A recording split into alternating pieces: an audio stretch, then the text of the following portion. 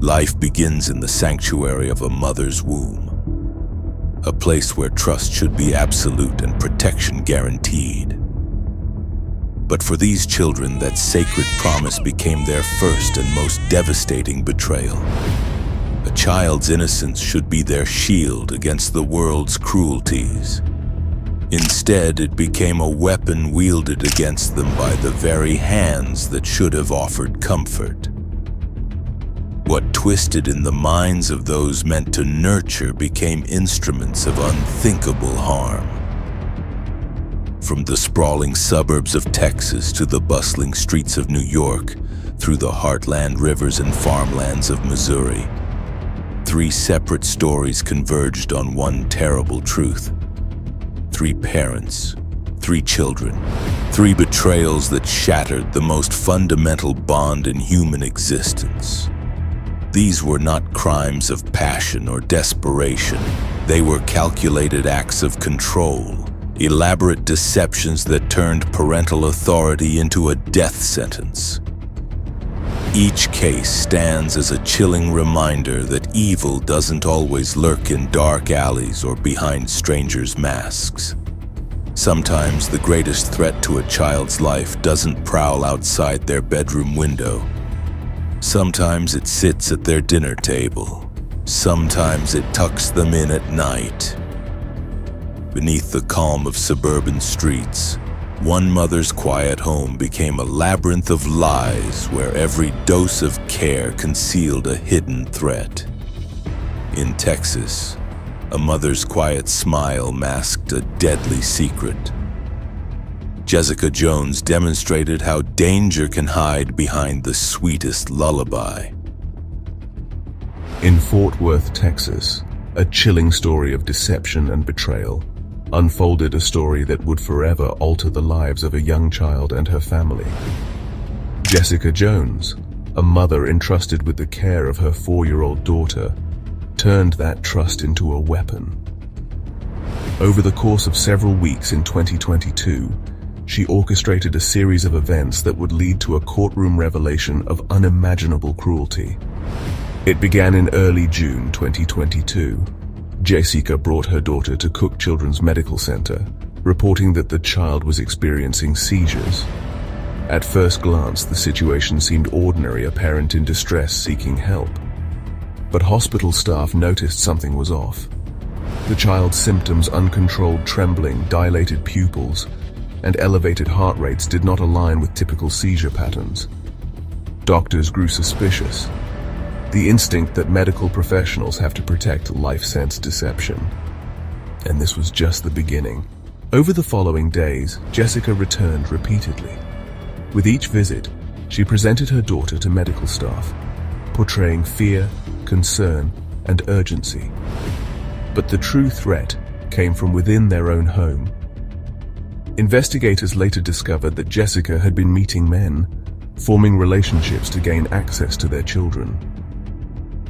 Detectives revealed that she was using these connections to further her manipulative behavior, seeking opportunities to abuse and poison other vulnerable children. As the investigation unfolded, the depth of Jesika's deception became clear. She had convinced her estranged husband, Derek Jones, that their youngest child was suffering from epilepsy. Derek, deeply concerned for his daughter's well-being, trusted Jesika's judgment. However, as the truth emerged, he realized the horrifying extent of the manipulation. In a powerful statement, Derek described Jesika as a danger to society and an evil person. He revealed that they shared 3 children, all of whom Jesika had abused, by convincing him they had serious medical conditions to cover up her continued poisoning of their youngest daughter. Detectives also uncovered that Jesika had been in romantic relationships with 2 men whose children she had access to. One child testified that Jesika had shown interest in the medications she was prescribed, raising further concerns about her intentions and actions. In July 2022, Jesika was arrested and charged with injury to a child and endangering a child. The months that followed were a painstaking examination of a parent's ability to turn care into harm. Detectives collected hospital records, interviewed medical staff, and reconstructed the events with alarming clarity. The truth emerged. The danger to her daughter had come not from illness or accident, but from the very person sworn to provide protection and safety. In January 2024, Jesika Jones pleaded guilty.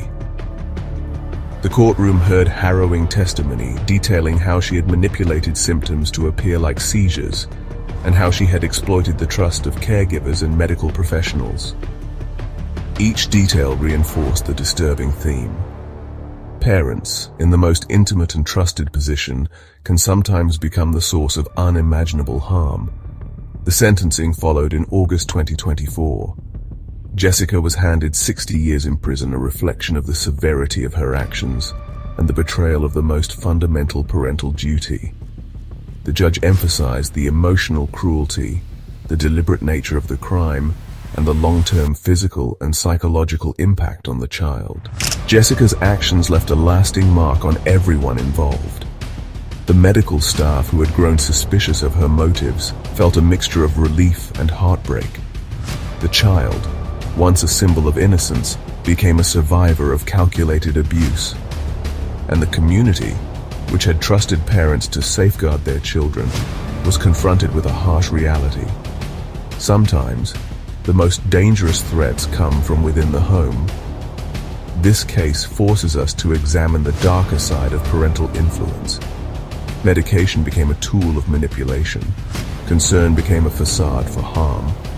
The very essence of motherhood protection, nurturing care, was replaced by control, deception, and betrayal. Jesika Jones's crime underscores a chilling truth. Parental love, when distorted, can become a source of terror. Yet amid this darkness, the response of authorities and the vigilance of medical professionals prevented even greater tragedy.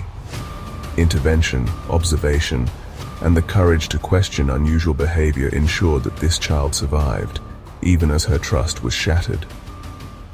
Jesika Jones's case becomes a somber lesson about the delicate balance between trust and oversight, love and harm, innocence and danger. The story of Jesika Jones is not simply a story of crime, it is a story of betrayal at the most intimate level. Every dose, every hospital visit, every manipulated symptom is a chapter in a timeline of deceit. It is a reminder that the greatest dangers to a child's life can sometimes come not from strangers or accidents, but from the very hands meant to nurture them. As we reflect on this case, the message is clear. Vigilance, awareness, and protective intervention are essential. The narrative of Jesika Jones is a harrowing testament to the extremes of human behavior and the chilling consequences when a parent chooses harm over care. Her story is a warning, a tragedy, and a lesson, all at once, an intimate betrayal that no child should ever endure. Just when you thought that was unbelievable, our next story takes it to a whole new level. Where control breeds cruelty, attention becomes a weapon.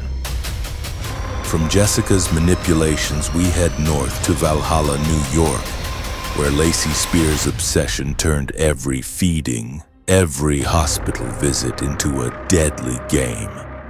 A child's safety, once unquestioned, was shattered by the very person sworn to insulate him from danger. On a cold January day in 2014, Valhalla, New York seemed like any other quiet suburb. Snow blanketed the streets. The shops on Sawmill River Road were just opening, and children's laughter echoed faintly in playgrounds.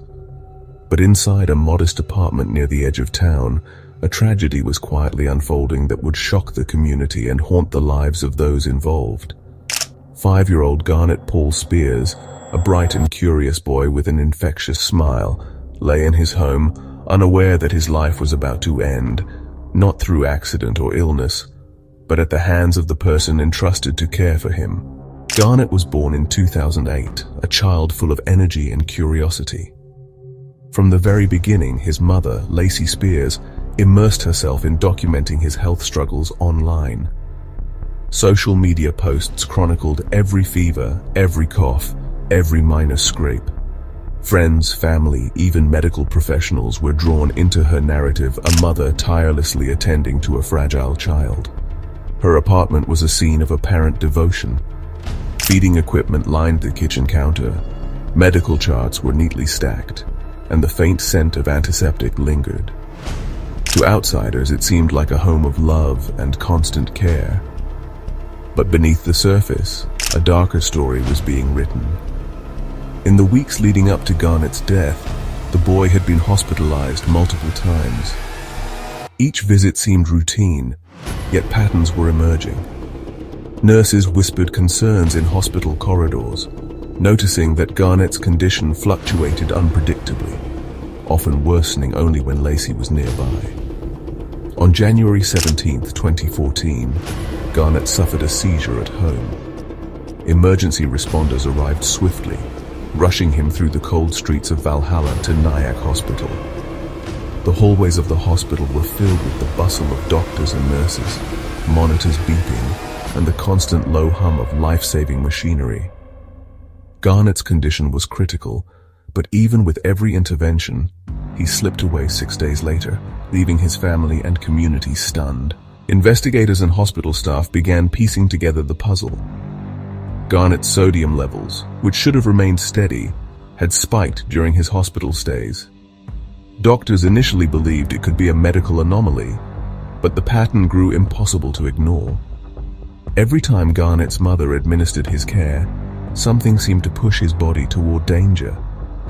Staff scrutinized feeding bags, medical logs, and the detailed social media updates that Lacey had painstakingly maintained.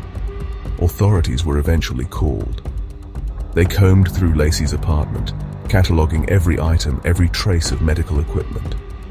It was in the feeding bags, those instruments of nourishment and routine, that investigators found the key to understanding what had been happening.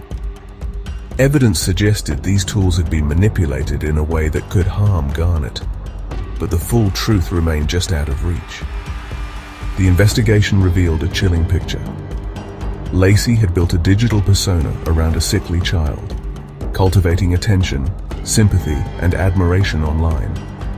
Friends and family praised her tireless dedication, unaware that each post, each update, was part of a carefully constructed narrative masking a hidden reality.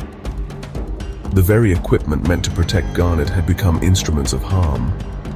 His bright eyes and curious smile were caught in the web of an obsession that had turned lethal.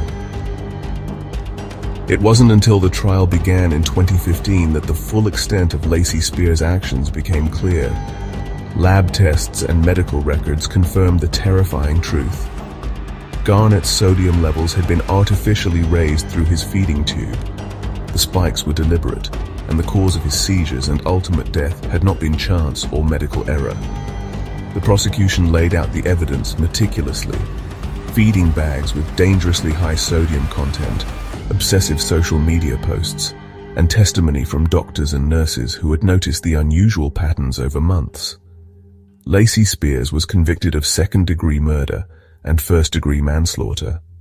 On April 8, 2015, she was sentenced to 20 years to life and sent to Bedford Hills Correctional Facility for Women. Garnett's family, from his father to grandparents and extended relatives, were left to grieve a child taken not by fate, but by someone they had trusted implicitly. This case is a stark illustration of Munchausen syndrome by proxy, a psychiatric disorder in which a caregiver induces or fabricates illness in someone under their care to gain attention and sympathy. In Garnett's case, the consequences were tragically fatal. The boy who loved stories, toys, and laughter had his life manipulated and ultimately destroyed by the person meant to protect him. Garnett Paul Spears may have been only 5 years old, but his story endures as a warning. Behind a facade of love and devotion can hide obsession and deception, and the very person entrusted with a child's safety can become a source of danger. His brief life and the heartbreak of his loss remind us of the fragile trust between child and caregiver, and the devastating cost when that trust is betrayed. we've saved the most extraordinarily saddening story for last. When obsession and control cross into cold calculation, the consequences can ripple through an entire family. From poisoned feeding tubes to hidden bottles of antifreeze, we now move to Missouri, where domestic trust was weaponized in the most methodical of ways. Springfield, Missouri, April 8, 2012. 61-year-old Mark Staudte, a musician known for fronting a local blues band, suddenly collapses and dies. His wife Diane is a trained nurse and church organist. His children, Rachel, Sarah, Sean, and a younger daughter, all appear devastated. To friends, it looks like a tragic but natural death. His body is cremated. The town grieves and moves on. But 5 months later, on September 2, 2012, tragedy strikes again. Sean Staudte, just 26 years old, quiet and diagnosed with autism, falls violently ill. He suffers days of nausea and fatigue before collapsing. Doctors see alarming symptoms, a ring of blood around his mouth, but the death is signed off as natural, linked to Sean's medical history. Once again, the body is cremated. Diane doesn't seem to falter. With 2 men in the house gone, she uses Mark's $20,000 life insurance payout to move the family into another home. Friends notice her odd calmness, but nobody suspects that danger is still inside the Staudte household. By June 2013, 24-year-old Sarah becomes gravely ill. She's rushed to Cox South Hospital in Springfield. Dr. S.M. Elkady, working the case, notices something strange. Sarah's kidneys are shutting down. Her brain is failing. This isn't a flu. It looks like poisoning. Sarah clings to life in the ICU, fighting organ and neurological failure. And while Sarah hovers between life and death, her mother Diane sits in the hospital chatting casually, even joking with staff about an upcoming Florida vacation. Nurses find her behavior unnerving. Pastor Jeff Sippy, the family's minister, finally makes an anonymous call to police. He tells them something isn't right. Detective Neil McCamus of the Springfield Police Department is assigned to investigate. He interviews hospital staff, Sarah's doctors, and reviews the deaths of Mark and Sean. 3 family members, all down in barely over a year. 2 cremated before autopsies could be performed.